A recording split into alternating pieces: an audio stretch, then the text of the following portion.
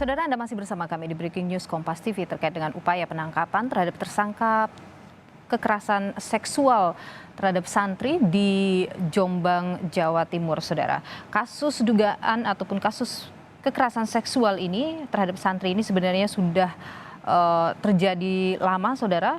Diduga sudah dilakukan sejak tahun 2017. Pada tahun 2018 ada santri yang kemudian berani melaporkan hal ini ke Polres Jombang. Tapi kemudian laporan ini kemudian, Saudara, masih belum diproses dan akhirnya pada Oktober 2019 Polres Jombang menerbitkan surat perintah penghentian penyidikan. Ini karena pelapor dianggap tidak memiliki bukti lengkap. Nah, kemudian penolakan ini kemudian, Saudara, korban karena ditolak akhirnya ada korban lain begitu yang sempat melaporkan juga terkait dengan kekerasan seksual yang terjadi. Laporan ini dilakukan pada tahun yang sama 2019 dan hingga akhirnya di Januari 2020 penyidikan kasus ini kemudian diambil alih oleh Polda Jawa Timur. Panjang perjalanan bagi para korban, Saudara, untuk mendapatkan keadilan. Proses gugatan terhadap Polda Jatim ini juga dilakukan oleh tersangka, bahkan juga sempat menuntut ganti rugi kepada Polda Jatim dan juga diminta untuk memulihkan nama baiknya. Kemudian ia juga sempat melakukan pra-peradilan ke Pengadilan Negeri Jombang dan kemudian pra-peradilan ini juga sudah ditolak begitu. Dan akhirnya di awal Januari 2022, Saudara, pihak kepolisian ataupun menetapkan tersangka ini sebagai tersangka dan berkasnya ini dinyatakan lengkap atau P21 oleh Kejaksaan. Pemanggilan dilakukan oleh pihak kepolisian sudah 3 kali dalam 6 bulan terakhir ini. Tersangka memangkir dari panggilan polisi. Pertama, ia menyatakan dirinya sakit, tapi kemudian alasan berikutnya ia tidak memberikan alasan kenapa ia mangkir dari panggilan polisi sampai akhirnya, Saudara, upaya ini dilakukan. Berbagai upaya negosiasi, upaya-upaya pendekatan dilakukan oleh pihak kepolisian kepada tersangka yang juga merupakan adalah anak dari seorang kiai sebuah pondok pesantren besar di Jombang, Jawa Timur, namun tidak membuahkan hasil. Sampai akhirnya, Saudara, hari ini pihak kepolisian melakukan upaya paksa dengan membawa peralatan lengkap, banyak tim yang diturunkan untuk proses pencarian kepada tersangka ini, Saudara. Sebelumnya tersangka sempat juga hampir ditangkap di jalan gitu, tapi kemudian ia berhasil kabur. Ada upaya penghalangan yang dilakukan oleh sekelompok orang dalam proses penangkapan itu yang kemudian akhirnya sudah ditangkap atau diamankan oleh pihak kepolisian, Saudara. Nah, hari ini kita tentu menunggu bagaimana upaya yang dilakukan oleh pihak kepolisian hari ini, apakah berhasil menangkap tersangka. Saat ini proses penyisiran di pondok pesantren ini juga sudah dilakukan dan tadi proses ini juga sempat mendapat ada pihak yang berusaha untuk menghalangi, juga sudah ditangkap oleh pihak kepolisian, Saudara. Jadi nanti kita akan lihat seperti apa proses penangkapan ini. Berhasilkah pihak kepolisian untuk mengamankan pelaku hari ini yang sudah 6 bulan dinyatakan sebagai DPO? Kita coba ke Pak Beni dulu. Pak Beni, jika hari ini kemudian pihak kepolisian tidak berhasil atau tidak menemukan pelaku, apa proses selanjutan yang akan dilakukan? Yang pertama, dengan sikap keterbukaan dari pimpinan Ponpes dengan mengizinkan aparat masuk, ini satu kemajuan sendiri. Ketika nanti sudah disisir memang dipastikan tidak ada, maka tersangka kalau berada di luar Ponpes tentunya jauh akan lebih mudah polisi untuk melacak, untuk mencarinya. Saya optimis ketika hari ini berhasil atau tidak, ini sudah ada satu kemajuan. Karena yang tadinya dikhawatirkan adalah ketika tidak diizinkan atau kita ketika masuk harus dengan kekerasan, dengan upaya paksa, ini kemungkinan terjadi kekerasan di lapangan sangat tinggi.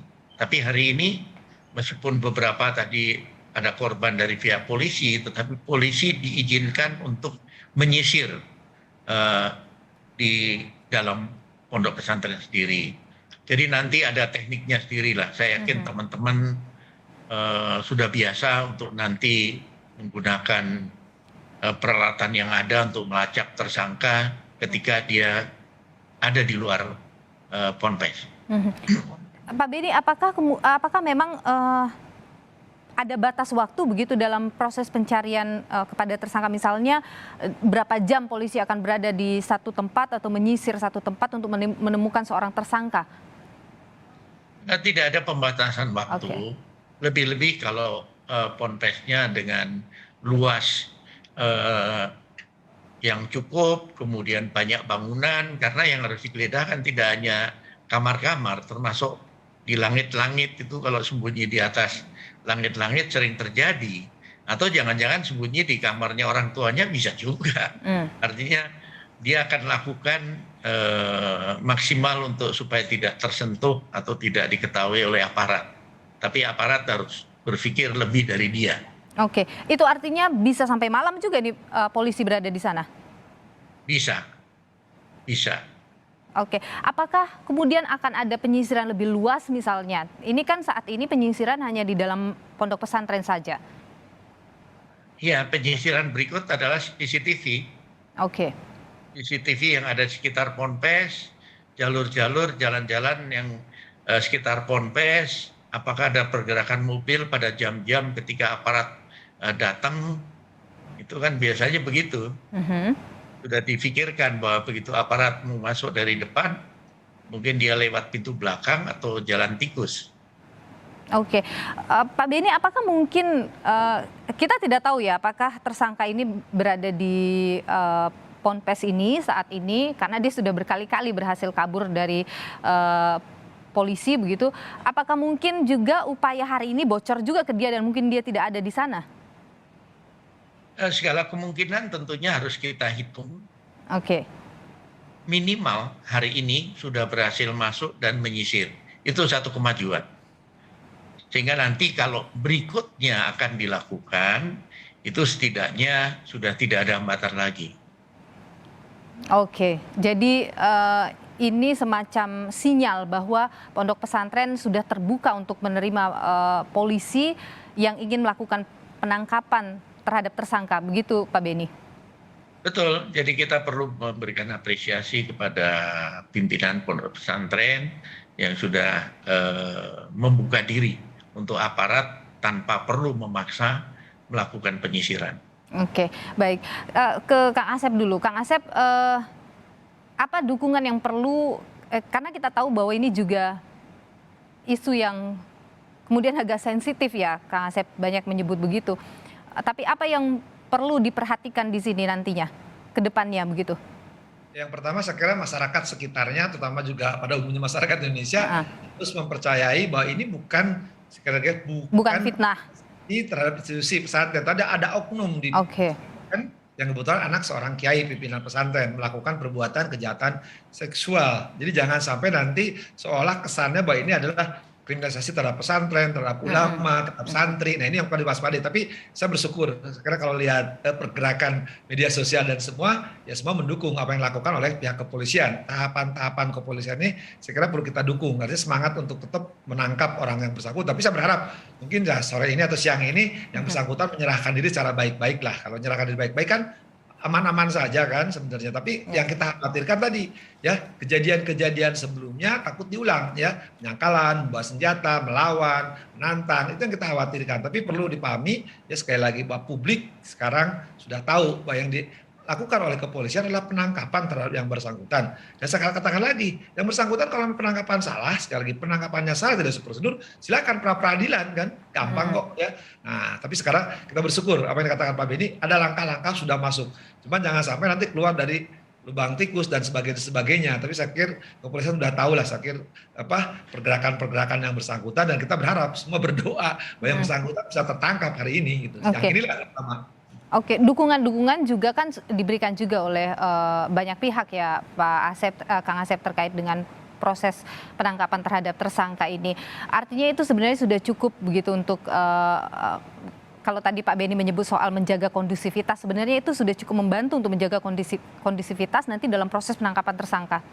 Ya, saya pikir gini, kan sekarang kalau pihak kepolisian banyak umumnya masyarakat udah mendukung langkah-langkah, bahkan sebenarnya kepolisian udah cukup sabar ya dengan persuasif tadi. Nah, sekarang tinggal bagaimana mungkin ya kita berharap juga ada tokoh-tokoh masyarakat, tokoh-tokoh para sepuh ini sepuh menghimbau kepada orang tuanya untuk menyerahkan anaknya ya ke pihak kepolisian supaya ini kan tidak berlarut, berlanjut dan menjadi apa atau yang tidak baik yang rugi kan nanti nama pondok pesantren, nama keyakinan tertentu bahwa seolah-olah perbuatan ini dihalalkan atau perbuatan ini dapat perlindungan.